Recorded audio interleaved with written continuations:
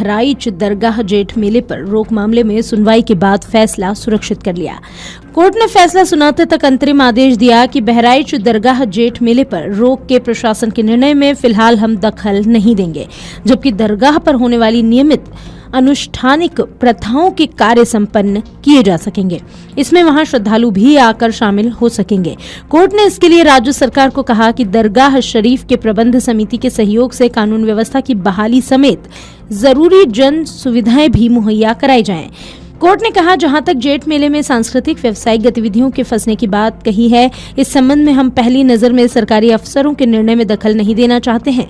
Court ने यह भी कहा कि दरगाह समिति यह सुनिश्चित करेगी कि वहां आम तौर पर आने वाले सीमित श्रद्धालु आएंगे, जिससे किसी अनहोनी स्थिति या हादसे की संभावना को टाला जा सके।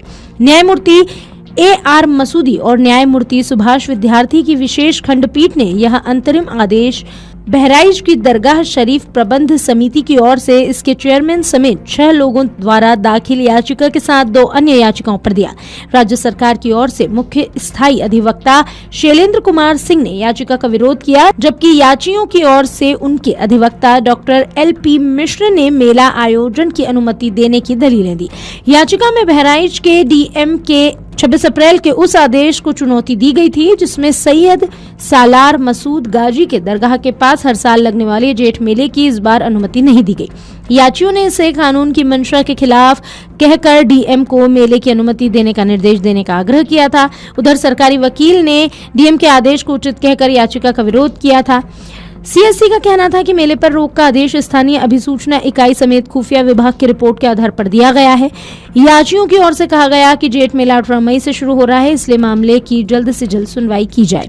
इसके मद्देनजर कोर्ट ने मामले की अर्जेंट सुनवाई की अर्जी पर मुख्य न्यायमूर्ति ने शनिवार को सुनवाई को यह विशेष खंडपीठ गठित की थी। देखिए, माननीय उच्च न्यायालय ने आज जो अपना अंतरिम फैसला दिया है दरगाह कमेटी के रेट पे, उसने कहा है कि जो रिचुअल, जो पूजा पाठ जियारत जो रूटीन में जो पूरे साल चल रहा था वैसा चलता रहेगा।